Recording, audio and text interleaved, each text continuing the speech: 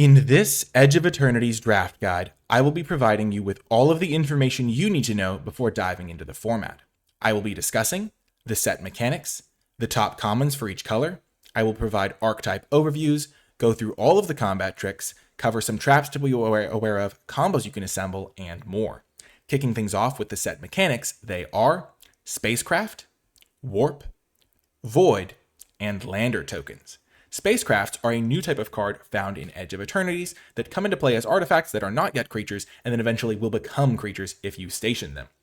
So Wormwall Sweeper is a good example. When it enters, you surveil 2, and then it has Station. Tap another creature you control, put charge counters equal to its power on this spacecraft, station only as a sorcery. It's an artifact creature at 4 or more charge counters. Now, the station mechanic will work the same for all of these spacecrafts, but the number that they need to reach will be different, so keep that in mind.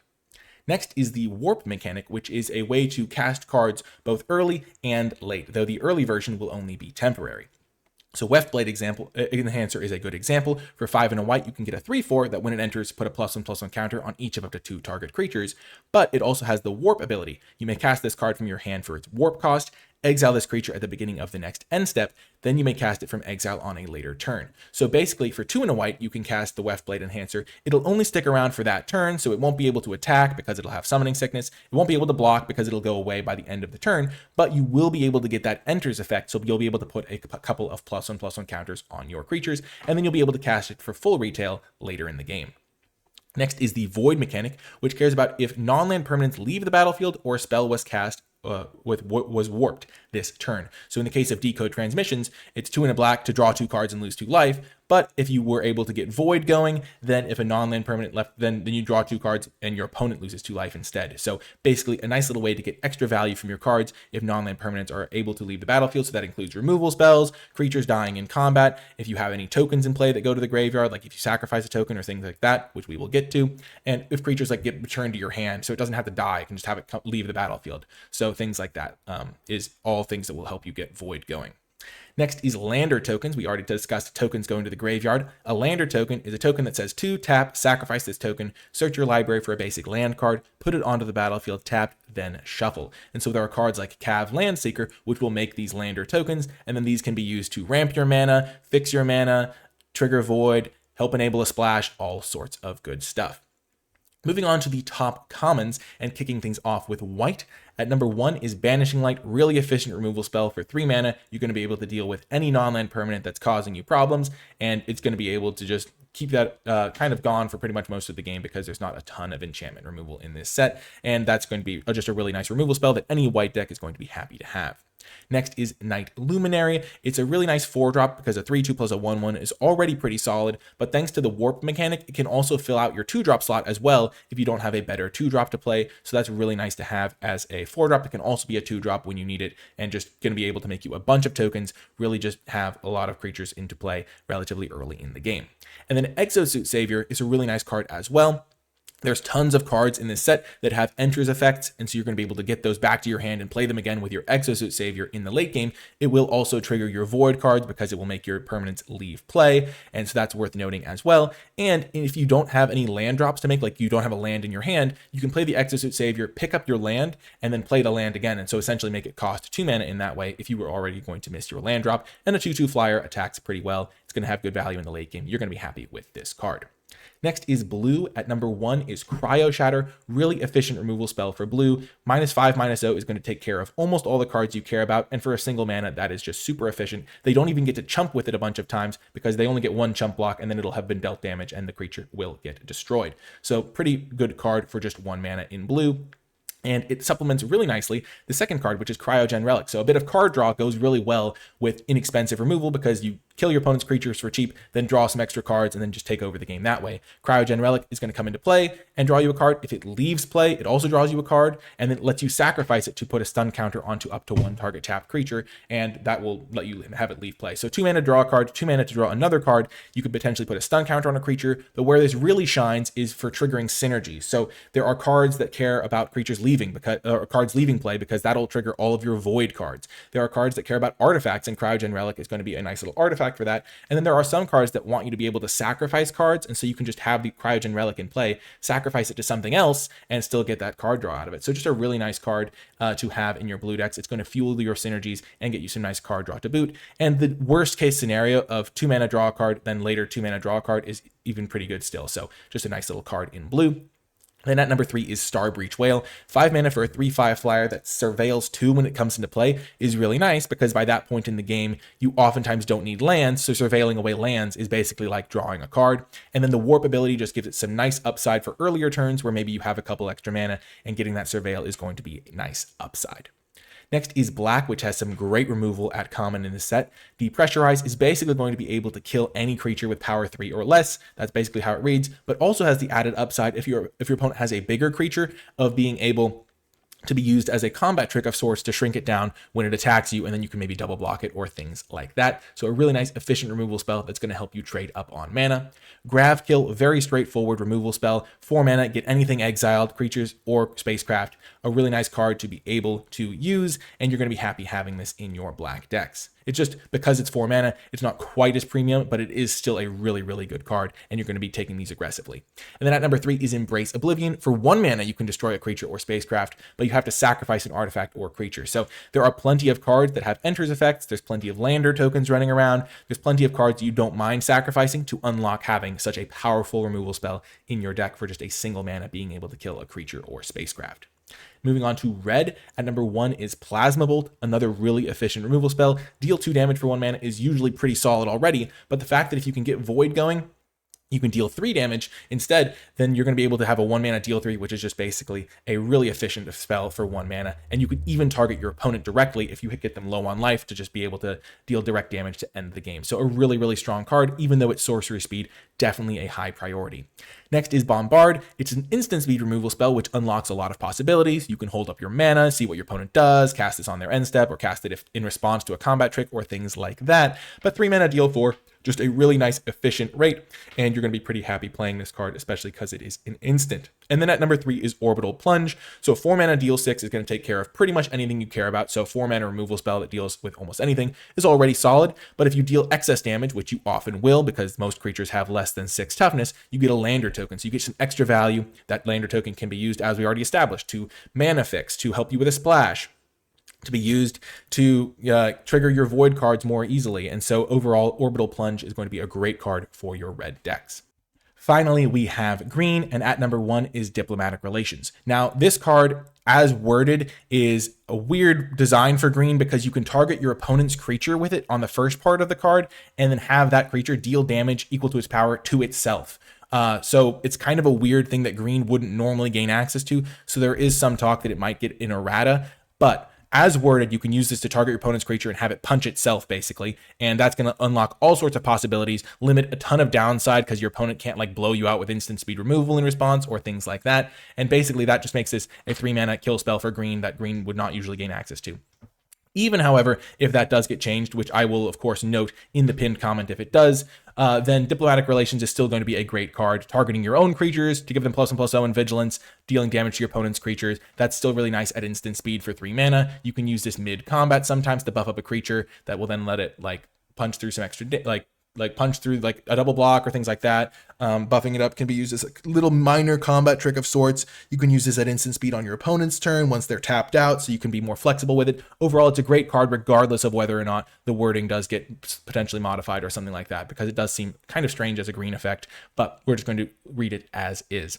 Next is Galactic Wayfarer. So 3 mana, 3/3, good stat line, and it comes with a Lander token, which is fantastic for fixing your mana, triggering Void, getting your splash colors, anything like that. Galactic Wayfarer is an excellent card and one you're going to be very happy playing. And then at number 3 is Intrepid Tenderfoot. It's a 2 mana 2/2, which is just what you expect in the early turns, but then in the late game, it's actually a major threat. There's lots of cards that put extra lands into play because of these Lander tokens. So if you end up in a board state where you have nothing else to do with your mana, just spending 6 mana or even 9 mana, putting a few counters on this every turn, it's a must-answer threat, which as a 2-drop is really nice because normally your opponent wants to save their removal spells in the late game for like your 5s and 6 drops. But if they all of a sudden have to also answer your 2-drops with premium removal spells, then they're going to be in trouble. And so Intrepid Tenderfoot is a really nice card to have because it's good both early and late. Moving on to the archetype overviews, kicking things off with red-white. It's a deck that cares about having your creatures tapped, oftentimes via attacking your opponent, or if the opponent has maybe stabilized a little bit, you can get those creatures tapped by stationing your spacecraft. So Sammy, Ship's Engineer, if you're able to get 2 or more tapped creatures, you create a 2/2 tapped colorless robot token at the end of your turn, which is really nice. Vault Guard Trooper, if you can get those tapped creatures, you can discard your hand to draw 2 cards, and so that's a nice top end threat as well, because hopefully you'll have emptied your hand by that point. And then a card like Wedgelight Rammer is really nice in this deck, because not only does it give you a spacecraft that will let you station it to trigger these cards that care about being tapped, but it also makes a 2/2 robot in the process, so it can give you one of those creatures that you maybe need to start stationing it up, getting it going. And the Flying and First Strike card for just 4 mana is going to be really nice once it does become a creature. Next is Blue-Black, which is an artifacts control deck. Alfariel Dreaming Acolyte, it's really nice, can get you a little bit of card advantage, because if you discard an artifact, you end up a card because you draw 2, discard 1. It also has Death Touch on your turn, which makes it a pretty reasonable attacker, though it would be a little bit better defensively if it had Death Touch just all the time, but still a really nice card for your Blue-Black deck. Cerebral Download is a great card advantage spell for Blue-Black. You can have a bunch of artifacts in play, surveil a ton, and then draw 3 cards, and at instant speed means you can also hold up removal, and then if your opponent doesn't play something worth killing, then you can just use this on their end step. Monoist Circuit Feeder is also fantastic if you have a bunch of artifacts in play, because you can buff up one of your creatures, but more importantly, shrink down one of your opponent's creatures and use this as a 6 mana giant flyer that also kills one of your opponent's creatures, which is great. Next is Green-White, which is a deck that cares about +1/+1 counters. Halia Ascendant Cadet is a nice 5-drop top-end card for this deck that not only puts +1/+1 counters on your creatures, but also lets you draw extra cards with creatures with +1/+1 counters hitting your opponents, which is going to let you keep the fuel flowing and let you continue to pressure your opponents with a stream of cards if they don't immediately kill it. Meltstrider Eulogist is also great, because when your counters up creatures die, you get to draw cards, which is nice. And then Honor is a really nice little minor synergy piece in this deck to put a counter on a creature, draw a card. You can just make sure your synergies are fueled properly and that you have the counters in the places that you want them.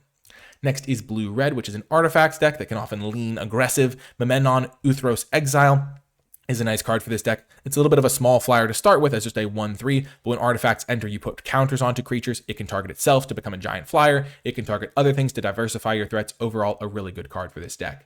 Mechan Assembler is another really strong card for this deck. At the top end, you get a 5 mana 4/4. When another artifact enters, you create a 2/2 robot artifact creature token, which will also trigger your artifact payoff cards. And so Mechan Assembler is really, really good when in conjunction with something like Memnon or something like that. Then Caveron Harrier for your aggressive artifacts deck. Of course, a 2-powered 1-drop artifact is going to be great. And if you have some extra mana lying around and you're able to attack with the Caveron Harrier and pay the 2 mana to get an extra artifact, that's going to be pretty nice as well. Though that token won't stick around forever, it will sacrifice itself. It's still going to be nice. Next is Black-Green, which is a graveyard deck. So Seed Ship Broodtender is perfect because it comes into play early. It's got great stats, mills you 3 cards to help fuel your synergies, and eventually can buy back something big from the graveyard. So just the perfect card for the strategy. Fell Grafship is another nice card. It does a very similar thing to the Broodtender, where it mills you 3 cards to fuel your synergies, get something back from your graveyard to your hand, and eventually has nice upside even in the extreme late game by becoming a lifelink flyer. So a really nice card as well. And then Pull Through the Weft, if you can fill your graveyard, can be a 4/1 for 5 mana. Return 2 Darnut permanents from your graveyard to your hand. Then you get 2 lands into play tapped from your graveyard. So if you can mill a few cards, get this thing triggered, you can get a huge advantage and really swing the game by buying back a couple cards, getting enough lands into play, then play them both the following turn, and really just have a giant momentum swing in the game. Next is Blue-White, which is a deck that cares about casting multiple spells in a turn, specifically your second spell in a turn. So Station Monitor, when you are able to cast your second spell, is going to make a 1/1 flyer that can only block other creatures with flying, but you're primarily going to be using it to pressure your opponents, which is really nice. Sunstar Lightsmith draws you extra cards when you cast your second spell each turn, and then puts a counter onto itself to become a growing threat. And then Ilvoy Infiltrator is another nice card that can keep the cards flowing when you're casting multiple spells. It can't be blocked. You hit your opponent, draw extra cards. So in this sort of deck, you really want cheap spells, which makes it easier to double spell, and you want to have these card draw effects that are and payoffs that are going to reward you for casting these cheap spells, because on their own, they might be a little bit underwhelming, but when you are able to continue using them to fuel your card draw, get extra 1/1 flyers or things like that, then you can really take over the game. Next is Red-Green, which is a deck that cares about landfall and lander tokens. So Tanic Memorial Ensign is perfect, deals a little bit of damage to your opponent when you have lands enter, but more importantly, if you're able to trigger landfall twice in a turn, it's going to start drawing you cards. So if you play a land and then activate a lander token, then all of a sudden you get to draw a card, and that's going to be really, really good. Keep the cards flowing, turning your lander tokens into card draw essentially, which is really, really strong. Territorial Bruntar is a perfect top-end card for this deck. 6 mana, 6/6, reach is big, and then when your lands enter, you get to find non-land cards cards to start playing, which is great. And then Siege Ship Agrarian is a really, really strong 4-drop when it becomes tapped, which is oftentimes via attacking, or you can do that when you're stationing your vehicles with it. You create those lander tokens, and then when a land enters, you put a counter on it. So it's a growing threat and just a really scary card for your opponent to deal with. If they don't kill it immediately, you're going to snowball the game with it. Next is White-Black, which is a deck that cares about going wide with a bunch of creatures in play. Servandum the Lucent is a really nice top-end card for this deck. Not only does it have Death Touch and Lifelink, but critically, it buffs up your entire team with +1/+0 and Death Touch until end of turn when it enters or attacks, so the perfect card to top off your curve with. Honored Knight Captain is another really good card for this deck, basically because it's a 2-mana 1/1 that comes into play with a 1/1, so 2 bodies for 1 card really fuels your synergies. But if you do have a really good equipment, it's also a nice upside to have. And then Vote Out is a nice card to keep in mind, because you don't only want to have your go wide things be, oh, I get a bunch of creatures into play and then buff them all up. Sometimes it's really nice to just have cards like this, that where if you have multiple creatures in play or a bunch of creatures in play, you can use them for other cool effects, like Vote Out, where you could convoke with them. So if you have a few things like Honored Knight Captain in play, those little 1/1 tokens, maybe they can't attack right now, but they can still be used for other good things. Next is Green-Blue, which is a ramp strategy. Oftentimes you can use lander tokens to not only ramp you, but also get a splash enabled to play other powerful cards you see, but it's just a really nice late game, get to the late game, play a bunch of big haymakers type strategy. Biomechan Engineer is perfect because it's a 2/2 that comes down into play early, gets you a lander token so you can ramp, and then has a really good inevitability engine built in for 8 mana, draw 2, create a 2/2. You can use that however many times you want, and if you activate it a couple times, you're pretty much going to snowball the game and win. Eumidian Terrabotanist is also a really good card for this deck. It's got great stats for the early game and also gains you life, so that if you are against an aggressive strategy, they aren't going to be able to run you over. And then Mouth of the Storm is a great top-end card for this deck. Other decks might struggle to get to 7 mana, but this deck is going to be trying to ramp, trying to use those lander tokens, and so playing a 7 mana 6/6 flyer with Ward 2 that basically makes it impossible for your opponent to profitably attack you the following turn is a great top-end tool for this strategy. Then finally, we have Black-Red, which is a deck that cares about Void and getting value from Void over the course of multiple turns. So Interceptor Mechan is a great card. 2/2 flyer gets you a little bit of value when it comes into play by returning an artifact or creature to your hand from your graveyard. And then Void, if you are able to consistently trigger that, you are going to be getting a growing flyer. Voidforged Titan is another really good card for this strategy, because if you trigger Void, you get to draw a card and lose a life. So get the cards flowing, keep triggering Void, keep the advantage rolling. It's especially nice because if you use like a kill spell on your opponent's creature, it'll trigger Void, and then you can draw another card, and maybe that's another kill spell, so you can use that the following turn to trigger Void again, so that's really cool. And then Roving Actuator is another nice little value play for this deck. You are able to, there's plenty of instants and sorcery with mana value 2 or less that you're going to be able to copy with this card, and being able to trigger Void and then use the Roving Actuator is a really nice little thing that this deck is going to be able to do, hopefully quite consistently, if you have a good version of it. Moving on to the combat tricks to be aware of. These are all of the commons and uncommons in the set that are going to buff up your creature's stats during combat. So in white, there are 2 commons and 2 uncommons. So Squire's Lightblade can give +1/+0 and first strike temporarily. Zealous Display for 3 mana can give +2/+0 to all of your creatures. And then at uncommon, there's Reroute Systems, which can give something indestructible, an artifact or creature. And then Dual Sun Technique, which can give something a double strike. So those are the white combat tricks to be aware of. Blue has a common, Ilvoy Light Jammer. So for 2 mana, +1/+2 and temporary hexproof. There's Dark Endurance in black, which is 2 mana for +2/+0 and indestructible until end of turn, though it's a little cheaper when used on blocks. Red has Rig for War and Full Bore, so 1 common, 1 uncommon. Both of them give +3 power, but Rig for War gives +3/+0 first strike and reach. Full Bore gives +3/+2 until end of turn, and you can even use it in conjunction with a warp creature to actually give it the haste that it needs to hit your opponent for a ton of damage, which is very interesting and something to keep in mind. And then Biosynthetic Burst in green at common, +1/+1, counter, reach, trample, indestructible, and it even gets untapped. So those are the combat tricks you need to be aware of. Moving on to some traps. These, I want to note, are not bad cards. These are cards that might fool you when you see them in the pack, because Virulent Silencer, as an example, talks about poison, and poison is not a supported theme in this set. So if you see this card early, just read it as a 3 mana 2/3 robot assassin artifact creature that might occasionally in some miracle scenario do something with poison to pressure your opponent, but it's the only card at common or uncommon that cares about poison. And so it's not the sort of thing where you're going to be able to use it to build a poison deck. So if you see it early, don't think I'm building a poison deck. Basically is why I wanted to list it here in the traps section. Similarly, Tapestry Warden is actually a really good card. 4 mana for basically a 4/4 vigilance, because it makes your creatures that have high toughness deal damage with their toughness instead of their power, or station with their toughness instead of their power. So it's a good card, but if you see this early, don't think, oh, I'm going to build a toughness deck, because this is the only card that cares about toughness at common or uncommon in the set. And so you're not going to be able to be like, oh, I'm getting Tapestry Warden early, and then later on I'll see some other payoff for toughness. This is it. This is the only one. So I just wanted to note that, because it can be a little tricky when you're doing a draft. If you haven't read like every single card in the set, which most people are not going to do, then you see these cards, you think, oh, I'm going to build around this, and there isn't the support to build around them. So I just wanted to keep that in mind, keep you informed, keep you in the loop, so you can know Tapestry Warden's a really good card. You should be taking this pretty highly, but it's not going to be a toughness built deck. It's just going to be a little bit of marginal upside on your cards, making a solid card a little bit better.